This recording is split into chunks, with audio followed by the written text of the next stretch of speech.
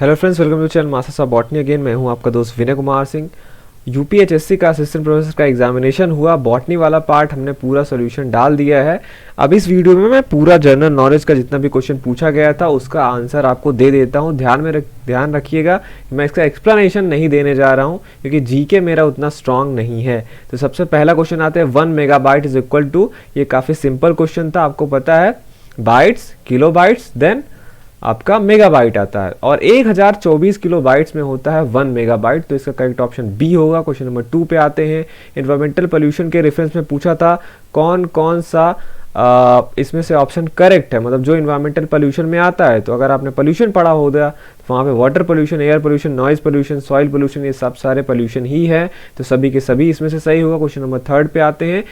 ये direct question है, which is the international day for biological diversity. तो 22 मई को international day for biological diversity होता है। तो ऑप्शन नंबर बी करेक्ट होगा। क्वेश्चन नंबर 4 पे आते हैं। जो टर्म है फोर्थ वर्ड पूछा था, ये किन कंट्रीज के लिए अप्लाई होता है।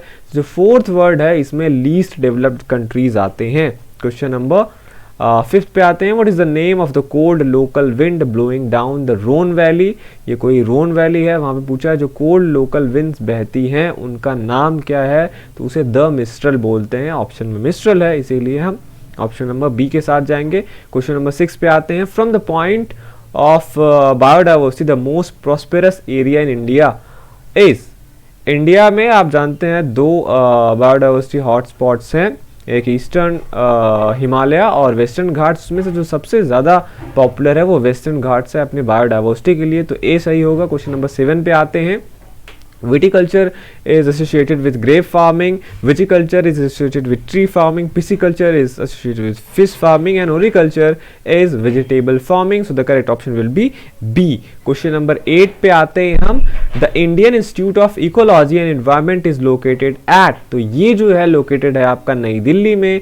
तो ए ऑप्शन सही होगा। क्वेश्चन नंबर 9 पे आते हैं। Which of the following state lies north of the Tropic of Cancer. 7 state हैं शायद जो हमारा ये ट्रॉपिक ऑफ कैंसर जहाँ से होके गुजरती है। झारखंड, त्रिपुरा, मिजोरम उनमें से आते हैं, लेकिन मणिपुर को ये जो है ट्रॉपिक ऑफ कैंसर टच नहीं करता है, इसीलिए ऑप्शन नंबर डी करेक्ट होगा। क्वेश्चन नंबर 10 पे आते हैं।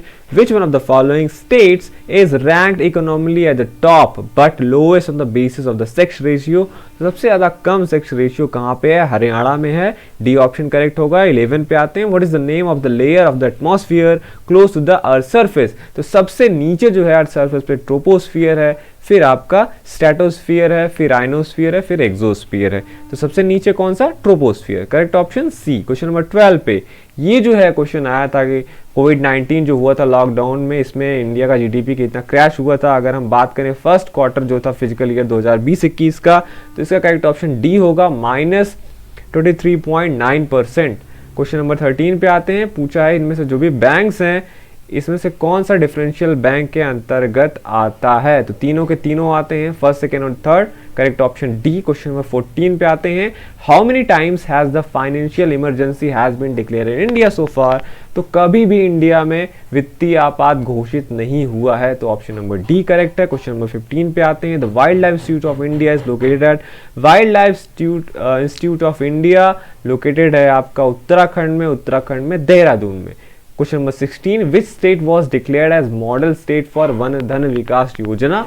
तो इसके लिए मणिपुर को मॉडल स्टेट माना गया है। तो करेक्ट ऑप्शन होगा सी। क्वेश्चन नंबर 17 पे आते हैं। प्रवासी भारतीय केंद्र एंड फॉरेन सर्विस इंस्टीट्यूट जो है उसको रीनेम्ड किया गया है किस फॉर्मर इंडियन यूनियन मिनिस्टर के नाम पे। तो वो हैं सुषमा स्वराज जी। तो बी ऑप्शन करेक्ट होगा। क्वेश्चन नंबर 18 पे आते हैं। दीपोत्सव 2019 जो है उत्तर प्रदेश के किस डिस्ट्रिक्ट में ऑर्गेनाइज किया गया था। तो बहुत पॉपुलर है, योगी जी से याद रखिए, Ayodhya. Question number 19। Ngozi Okonjo Iweala the first female director general of world trade organization WTO is the resident of which country. तो ये बिलोंग करती है नाइजीरिया से। ऑप्शन नंबर डी करेक्ट होगा। क्वेश्चन नंबर 20 पे आते हैं। Which has become the first state in India implement the National Education Policy 2020 from the academic year 2021 to 2022। इसमें आता है आपका कर्नाटका। ऑप्शन नंबर सी सही होगा। क्वेश्चन नंबर 21 पे आते हैं। Which of the following countries is not a member of quad. Quad का इनमें से कौन सा सदस्य नहीं है। तो साउथ कोरिया जो है is not a member of cot, तो बी ऑप्शन करेक्ट होगा। क्वेश्चन नंबर 22 पे आते हैं, teachers performance is evaluated objectively by, किससे होता है, हम टीचर्स के परफॉर्मेंस को किससे इवेल्युएट करते हैं, तो ऑप्शन नंबर ए सही होगा, FIACS से। क्वेश्चन नंबर 23 पे आते हैं, pictorial representation of data using symbols is known as, तो बहुत सारे डेटा को रिप्रेजेंट करने के वो होते हैं, बार ग्राफ, पाई ग्राफ, लीनियर प्रेजेंटेशन, पर जब पिक्टोरियल रिप्रेजेंटेशन होता है वो बी से होता है, पिक्टोग्राफ।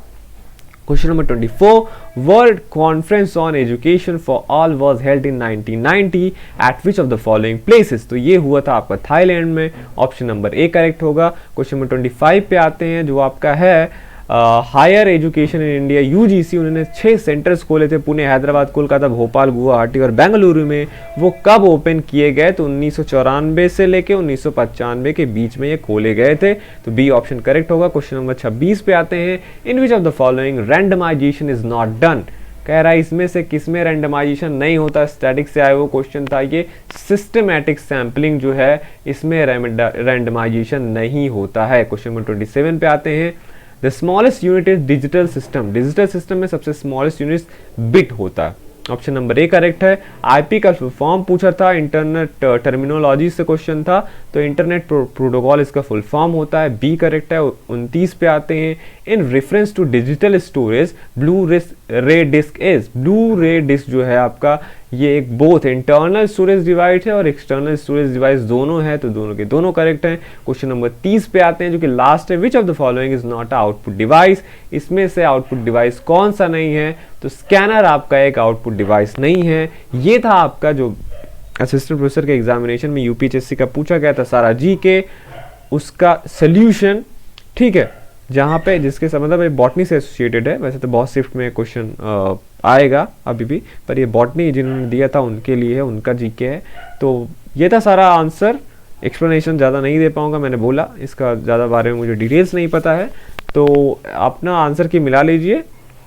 इस वीडियो के डिस्क्रिप्शन में भी सारे बॉटनी का जो मैंने आंसर की और एक्सप्लेनेशन डाले हैं वो है, इसका भी लिंक है, तो सब आप देख लीजिए, आप अपना नंबर कैलकुलेट कर सकते हैं। चलता हूँ मैं, मिलता हूँ आपसे किसी और वीडियो में। Thank you for watching this video.